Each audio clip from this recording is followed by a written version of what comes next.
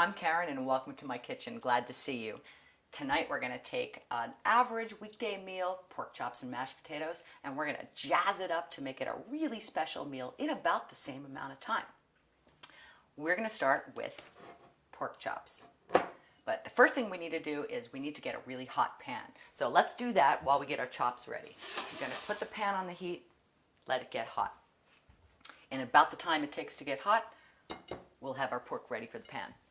First thing we want to do is pat it dry. It's really important that you pat it dry because you won't get a good sear on the meat otherwise.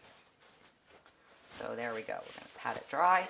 And the pork should be at about room temperature. If it's too cold, you take it right out of the fridge into the pan. You're not going to get even heating inside. So there we have our pork chop. Next thing we're going to do is salt and pepper it. Now you'll notice I have my salt in a bowl. And there is a reason for that aside from, the humor you see when somebody puts it in their tea. But you can take your salt, and this way you have full control over your salt. It's not like a shaker and you can't tell where it's going. This way you can get exactly the amount you want. So we're going to take, and we're also going to add some pepper. And that's ready to go in the pan. We'll salt and pepper the other side once we've got it in the pan. So once we're in the pan, you've heard the old saying, hot pan, cold oil. It doesn't really matter what temperature the oil is, but you can tell how hot that pan is by how that oil skitters over the pan. And that's what you want, a really hot pan. So we want to get a nice sear on this. We're going to put it salt and pepper side down. Hear that? Now, the trick and the mistake most people make is they mess with it. Let it sit there. It's going to get good and seared on the bottom, and the meat will let you know when it's time to turn it. As soon as it lets go, it's time to turn. If it's sticking, it's not ready. While that's getting ready, we're going to do a couple of things to our pork. I'm going to take this onion with some cloves, and we're going to put these cloves in to the onion to make what we call a piquette. It's just a fancy French name for cloves stuck in an onion. And the reason we're doing this is because we want to get some of the flavor of the cloves into the onion, but we don't want a really, really strong flavor. If you were just to drop cloves in the bottom of this pan, all you taste was cloves. This mellows the flavor. So here we go. You can hear that sizzling away. Don't worry about it. Don't mess with it. I think the one mistake that, and typically men do this the most, they have to play with it. They have to poke it. Same thing when on barbecue. Don't poke it. Let it alone. It'll do its own thing. So here we go. Now we're going to just slice this down into chunks. It doesn't matter how big they are. The next thing we're going to do is we're going to take and slice an apple. Now you can see I've left the core and the peel on. Doesn't matter because we're going to strain this. So all this is going to do is add flavor for our sauce. Because the sauce is what's really going to give you the zing in this dish and really bump it up. So let's go check our pork. Hear that sizzle, smell it. There, see it off easily. Look at that beautiful color. It's ready to turn. Now our oven is preheated to 375 because this is going to go, we're not going to cook it on the stove completely. We're going to take it and dump it right in the oven. Now that we've got our onions and apples, we're going to throw these into the pan with it. There you go. Just right around the outside while we caramelize the other side.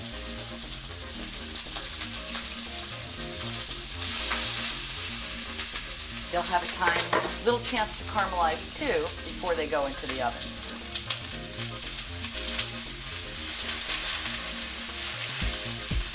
And that's about ready to go in the oven. Now this is important. You want to make sure that you've done this in a heat-proof pan that you can put in the oven, so the handle has to be able to go in the oven.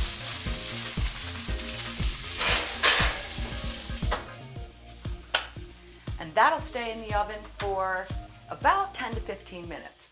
One thing I think that's important to know about pork that recently the USDA changed the temperature that they said you could cook it to. So it used to be 160 because everybody was afraid of trichinosis, so you really had to cook it. But now 145 is what the USDA recommends for cooking pork, which is about medium rare. It's about the same temperature as for beef. And you don't have to worry about it, you don't have to get sick, and it stays juicy. So you can either check it with a meat thermometer to make sure the internal temperature is 145, or you can press after you've cooked long enough, you can tell by pressing against that meat just how cooked it is.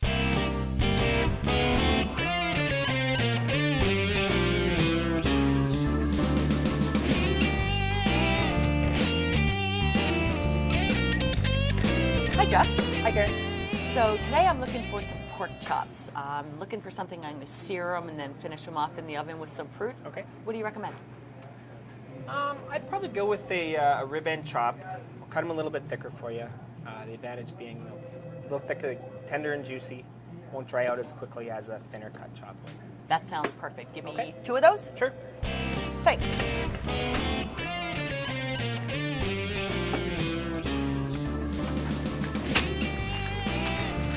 Oh, How do those look? those are perfect. Beautiful. Thank you. Wrap those up and Wonderful. I'll let you know how it goes. Sounds good.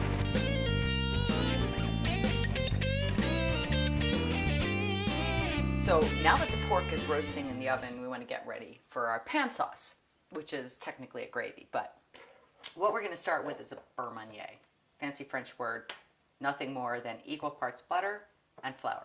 And all you do is take softened butter, it's got to be soft, and equal parts of flour. Measuring spoons, don't like them, not going to use them, not on this show. It's all eyeball. And that's all you do. And actually beurre meunier really means kneaded butter, and that's all you're doing is mixing this up. And what's great about this is it'll stay in the fridge.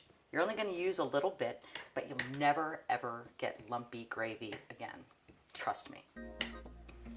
So you knead this up, and when the time comes, we'll just add a little bit this at a time, just little beads, until we get the sauce the thickness that we want. You can also use your hands. Never be afraid to use your hands. Your hands are the most versatile equipment in the kitchen.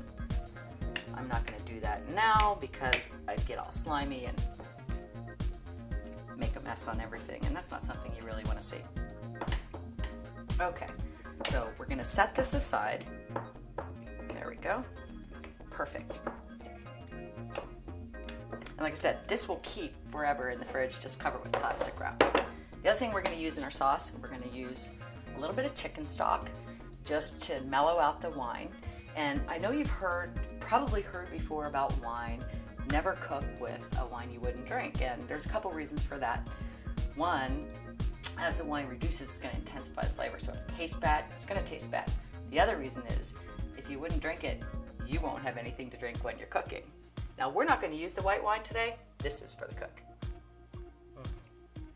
We're going to use Madeira, which, when paired with the spiciness of the cloves and the apples and the onion and the sage that we put in there, is going to add a little sweetness. The sauce is just amazing. It will really make this dish everything you want it to be. I'm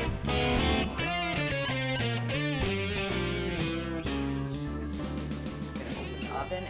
Oh, the smell. Just touch it lightly and it springs back. Perfect. Let's pull that out of there.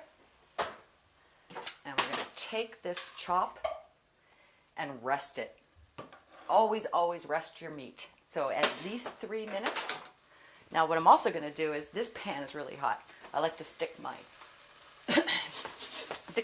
pot holder here so I don't forget it's hot and grab it. I've done that once before, and believe me, you'll never do it again.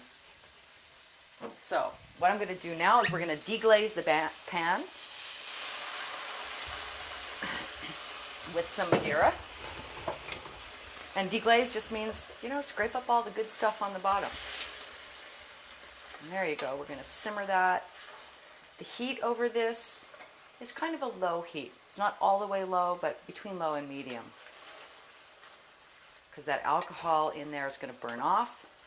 It's also going to help make a nice glaze. At this point, we're also going to add some chicken stock. Now, you could add vegetable stock, but I wouldn't add beef stock. It's too strong a flavor for what we're trying to do. So just some chicken stock. Again, not measuring, just using the measuring cup so you can see what's in it. There we go. And we'll bring that up to a simmer. Press down on all the solids, the apple. Because again, we're going to strain this. Don't worry about there being skins or whole cloves or sage, because we're going to strain this before we turn it into our final sauce. You want to coax as much flavor as you can out of those apples and onions. Oh, it smells so good. And then while we let that simmer, we go back and we have a little more meat.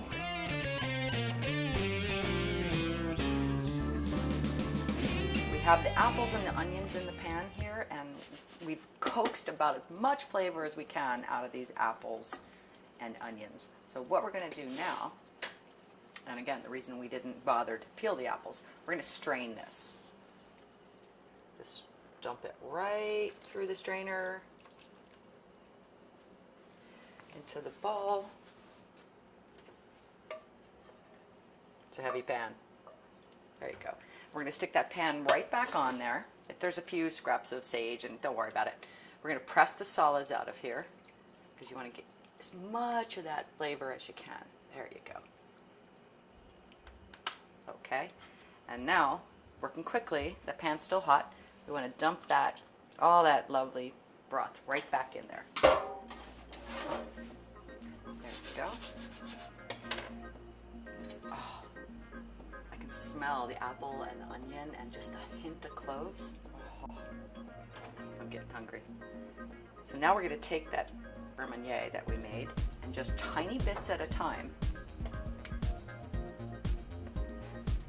stir it in, and you'll see how silky this sauce gets. Stir it in and wait for that. And you want to you don't want to thicken it up right away because you want to give it a chance to cook some of that flour taste out, otherwise you'll have a raw flour taste. See how you got a few little bits in there and it'll just dissolve and make a beautiful silky sauce with all the flavors that were left in the pan.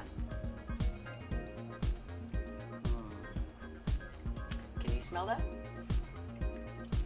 We need smell-o-vision or something, right? I mean, you see all this stuff on TV and you go, oh, that looks good. But seriously, if you could smell it, oh, you'd be here at my house now. All right, so I think we've got enough beurre in there. We're going to bring that just to a little bubble. See how it's bubbling? And see how it's starting to get thicker? And as I drag the spoon across the bottom of the plate, or the bottom of the pan, it takes a second for it to fill back in. That's getting just the right consistency. We'll let that go. Now here's one trick that you probably don't know. We've been resting that pork on the board, and what I'm going to do is take all of those juices and we're going to pour those right back into the sauce. One, for flavor, and two, there's a lot of protein in that, and it's going to help you make a really thick sauce. There you go. And now I think we're about ready to plate.